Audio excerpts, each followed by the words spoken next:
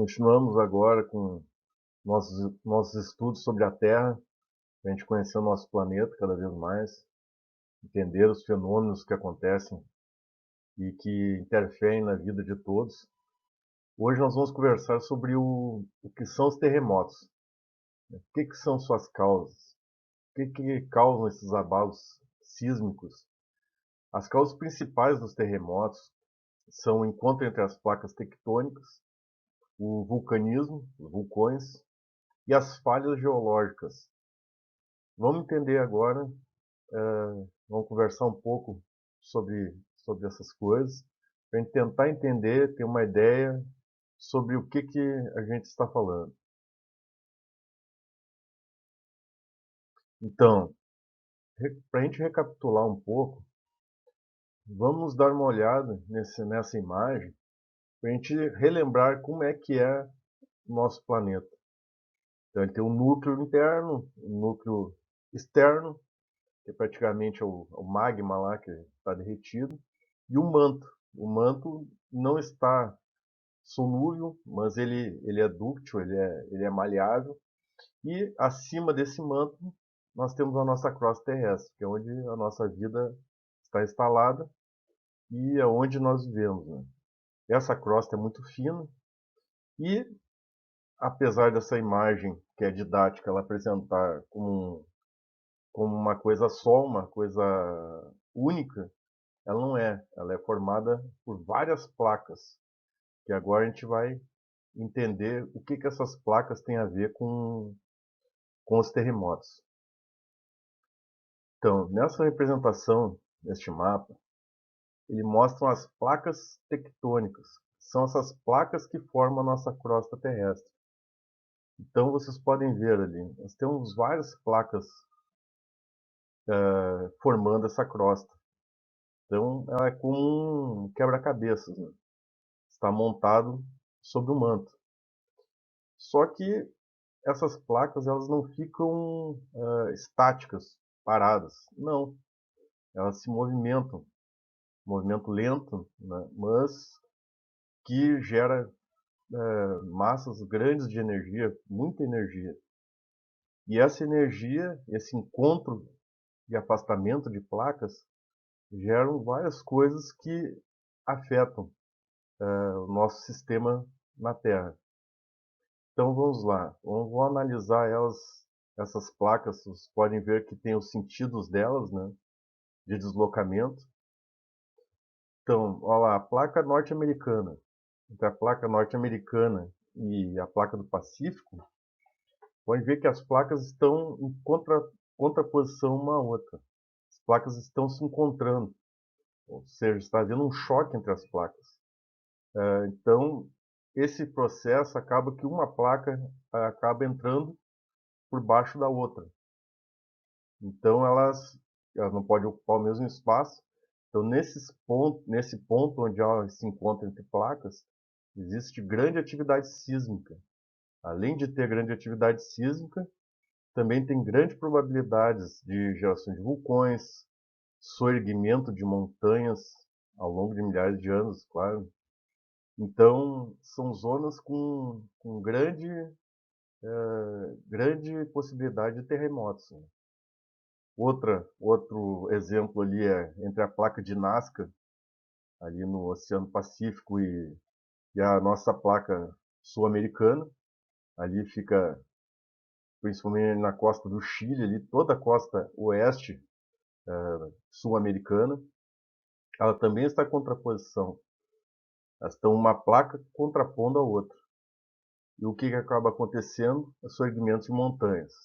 Por isso nós temos ali toda aquela região dos Andes formadas devido a essas placas que estão em movimento um contra a outra. Outro local que a gente pode ver que exemplifica bem isso aí é na região dos Himalaias, lá no norte da Índia, sul da China, que também as placas estão em contraposição uma à outra, havendo o surgimento de grandes montanhas e grande atividade sísmica lá. E é onde existem os Himalaias, as montanhas enormes lá. Outro local onde há também pelo que a gente vê na imagem ali, na região do Japão, também as placas se encontram. Por isso que o Japão sofre com grandes terremotos, tem problemas de terremotos lá, vulcões, que é uma área que tem grande atividade geológica devido a esse encontro das placas. Mais uma ali, que é da placa do Pacífico com a placa indo-australiana. Então, todas essas placas, onde elas se encontram, elas geram muita energia. Então, um conflito entre elas, um encontro entre elas, um choque. Esses choques, quando acontecem em áreas que estão submergidas, que estão abaixo do mar, na superfície, no leito marinho, no leito do mar, né, estão abaixo das águas do mar, eles podem ocasionar o fenômeno do tsunami, que é onde dá aquele soerguimento de água e vai acabar impactando, né, nas costas, né, com grande energia, causando muito estrago.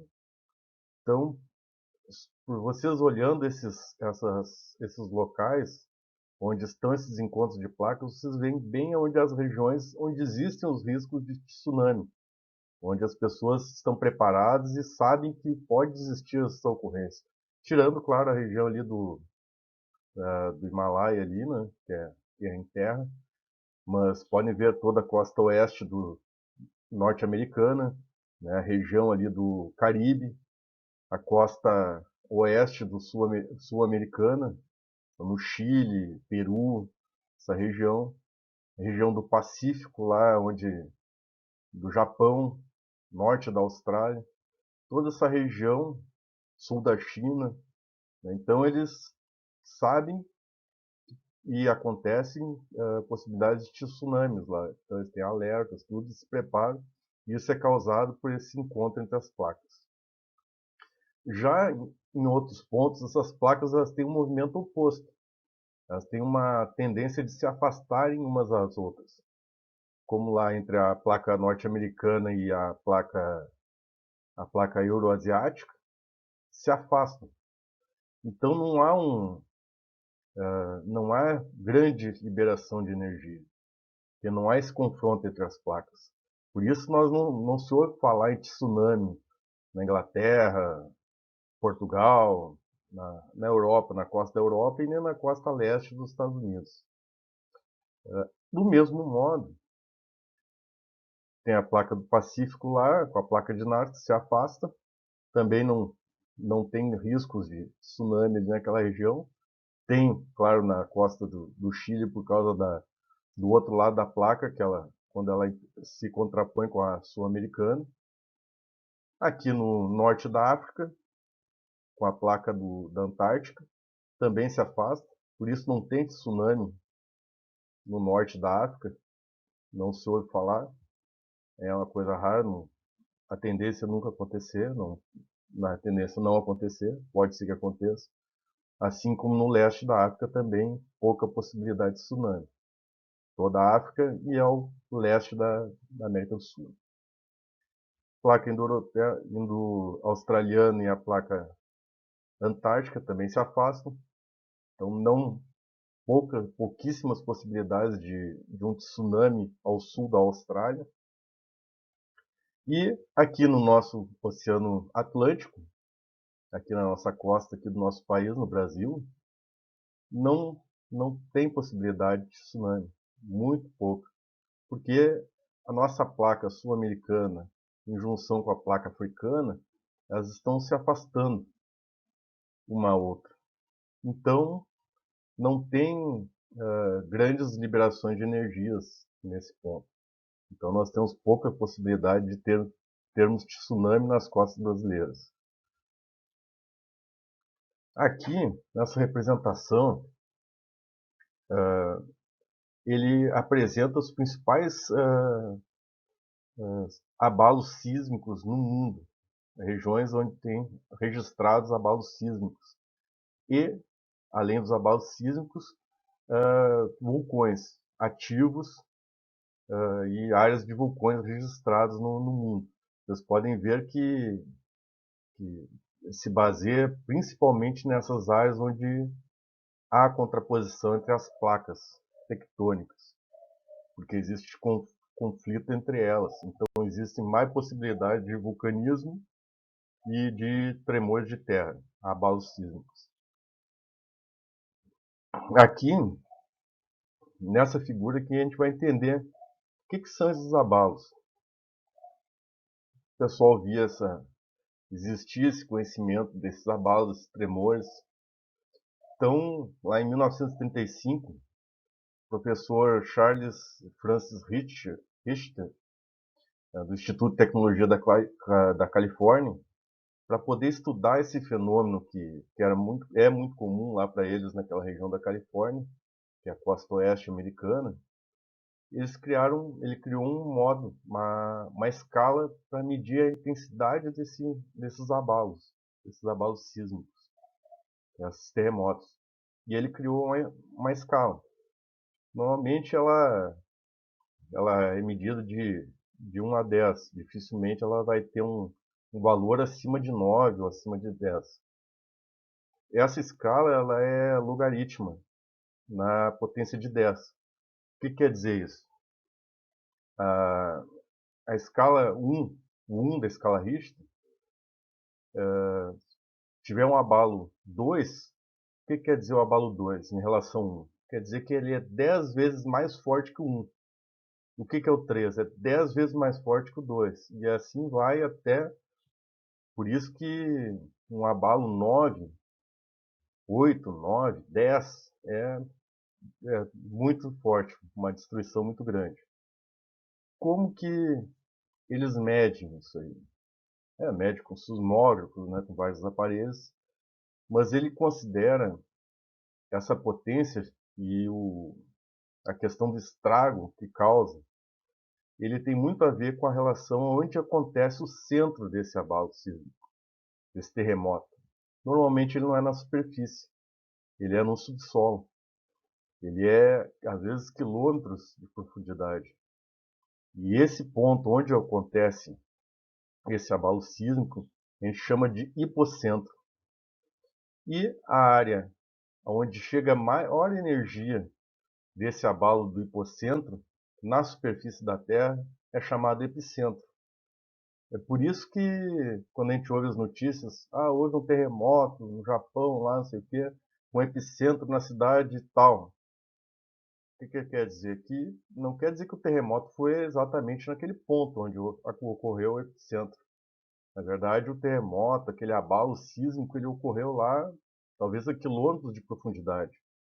Só que o ponto onde ele chegou com mais energia na superfície foi naquele ponto. Então, aquele ponto é o epicentro do abalo.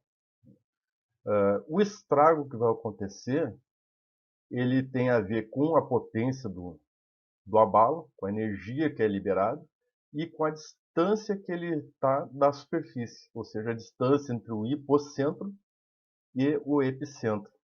Ou seja, quanto mais perto da superfície da Terra ocorrer, maior vai ser o estrago, né? A energia liberada na superfície, que é o que nos interessa, que a gente vive aqui na superfície da crosta. Então, por isso os tsunamis, acontecem às vezes tsunamis muito fortes, quando o epicentro é muito próximo ao hipocentro. O hipocentro está muito próximo lá no mar, muito perto do leito marinho, ocorre esse terremoto. Então, há um abalo muito grande, uma energia muito grande liberada na água e acaba jogando essa massa de água para o continente, causando maiores estragos. Então, ali ele tem as escalas ali, acima, inferior a 5,4 da escala Richter. Normalmente o pessoal até pode ser sentido, mas raramente causa danos. De 5,5 a 6 pequenos danos, né? De 6,1 a 7,9 ele pode causar até uma destruição num raio de até 100 km, né? Isso considerando que o hipocentro, né, ou seja, o ponto onde o abalo estiver muito próximo, quanto mais perto da superfície, maior o estrago. Então ele pode chegar até 100 km de raio a destruição. desse tipo de terremoto. De 8 a 8,5 em diante, já é um estrago muito grande, causa muitos danos mesmo e riscos à vida. Aqui nós temos uma representação bem interessante, que eu achei na internet, que mostra ali a energia equivalente aproximadamente, né, à escala Richter. Então, você pode ver ali, por exemplo, ali, os terremotos ali, de 3 a 4, terremoto fraco, mas sentido por humanos. É equivalente a um relâmpago forte. E daí ele vai aumentando, né? Já lá um terremoto entre 6 e 7, ó, forte, com muito impacto econômico, considerável número de mortes. É equivalente à bomba de Hiroshima, lançada pelos americanos na cidade de Hiroshima, no Japão, na Segunda Guerra Mundial. Matou milhares de pessoas. Então, só para a gente ter uma noção do poder de energia que é liberado por um terremoto, né? Então, isso é bem interessante, olhar depois com calma, ver, e para a gente ver essa energia. Acima de 9, então, pô, dá o exemplo ali nessa tabela, assim como a energia dos Estados Unidos produzida por 2.000 anos. E a gente sabe que os norte-americanos são altos produtores de energia e altos consumidores de energia. Então, imagina a energia que eles produziriam por 2.000 anos. Né? Então, é uma energia muito grande. Imagina o estrago que essa energia não faz em contato com a nossa estrutura, né? Pelo menos nossas casas, nossas pontes, estradas. Aqui como exemplo, peguei aqui, puxei lá na internet, lá, pesquisei, que é os 5 maiores terremotos registrados no mundo. Né? Essa fonte da BBC ela é 2014, essa data. Então, mas 2014 para cá não teve nenhum maior que esse aí. Dei uma olhada também. Então, você pode ver ali no Chile, em 1960, teve 9,5 na escala Richter. Causou muitos estragos, muitas perdas de vidas, né? Porque o Chile é um país pequeno e tem ocorreu numa região densamente povoada. Já o segundo colocado foi no Alasca, 9,2 em 1964. Poucas vidas, poucas perdas de vidas, se eu não me engano, foi 64 pessoas morreram, porque foi numa região totalmente despovoada, né? Tinha muito pouca gente morando naquela região. Então, poucas infraestruturas, não tem prédios, casas. Então, houve muito poucas perdas de vidas por causa de falta de população, porque não tinha população lá. Já na Sumatra, né, em 2004, na Indonésia, 9,1. Se vocês procurarem, vocês vão ver que foi um grande dano material e muitas perdas de vidas humanas. Em 9, depois o quarto é o nono, 9, né, no Japão, em 2011, também houve muitas perdas de vidas, né, e grande dano. O dano não foi maior, claro, no Japão, né, houve bastante dano, porque eles como vivem numa zona, o país deles é em cima de uma falha geológica, em cima de um encontro entre placas, então eles se preparam tecnologicamente, seus prédios, a sua vida, se treinam para enfrentar esse tipo de calamidade natural. Né? Então, eles acabam evitando muitas perdas de vida pelo preparo que eles têm para isso. E o quinto lugar ali, né, foi em 1962, 9 pontos na escala Richter, né, que ocorreu na Rússia, nessa região aí que eu acho uma região da Sibéria. Também houve alguns danos, algumas perdas humanas, mas foi poucas porque também foi numa região despovoada da Rússia, com pouca gente, então não houve tantos danos de vidas humanas. Aqui é bem interessante, no Departamento de Sismologia da USP, achei lá na internet, eles fazem um acompanhamento dos abalos sísmicos no Brasil e no mundo, né? E eles mostram os mais recentes, né? Então puxei hoje de manhã, puxei lá na internet, olhei lá essa imagem aí, por exemplo, ali eles pegaram alguns abalos, podemos ver ali na costa do Chile, no Peru, e temos no Nordeste brasileiro ali na região de Minas Gerais, ali alguma indicação de abalo sísmico. E esses abalos, provavelmente no Nordeste e ali na região ali de Minas, foi pego pelos aparelhos, mas foi tão baixo que provavelmente a população nem sentiu, nem percebeu. Mas por que que acontece isso? Por que que o Brasil, nós aqui no Brasil, nós estamos bem no meio da placa tectônica aqui sul-americana? Por que que existe esses abalos sísmicos, terremotos dentro do Brasil, dentro do nosso território brasileiro? Bom, daí que nós chegamos aqui, que é aquele terceiro ponto que a gente conversou lá no início, que causam os terremotos. São as falhas geológicas. As falhas geológicas são pequenas fissuras que tem nas placas, devido às tensões delas, e eventualmente essas placas elas sofrem algum processo de energia, liberação de energia, ou rompimento, acomodação de materiais, de rochas, e isso acaba gerando abalos sísmicos. Ali nesse mapa aí vocês podem ver que essas linhas vermelhas eles mostram algumas falhas geológicas que são já identificadas no nosso território brasileiro. Vocês podem ver ali que a maior parte delas ali está no Nordeste, na região Nordeste do país, algumas no Sudeste, ali em Minas, né? Minas, em São Paulo, Rio, ali em Minas principalmente, né? Uma ali atravessando São Paulo, algumas lá no norte do país, lá na região amazônica. Claro, não é pouco,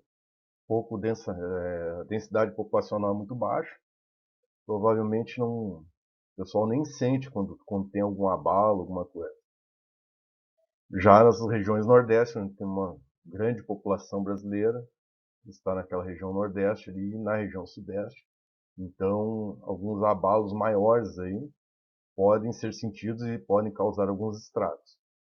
Pesquisei alguns registros, né, de abalos no Brasil.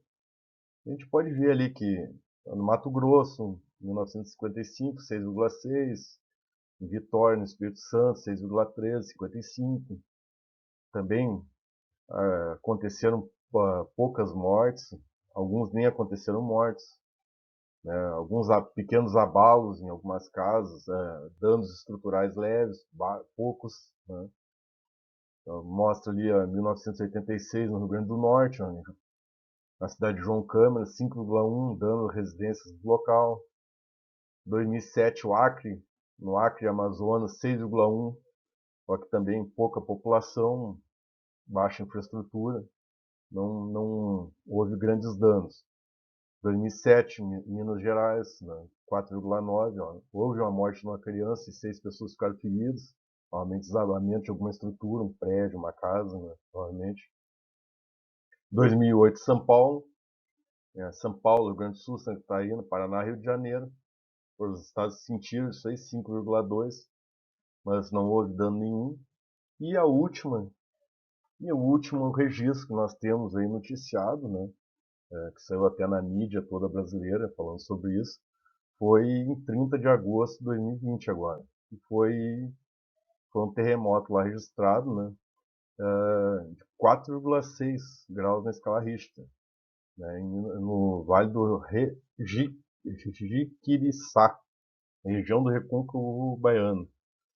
Não, não houve dano nenhum, praticamente só vibrou mesmo, balançou.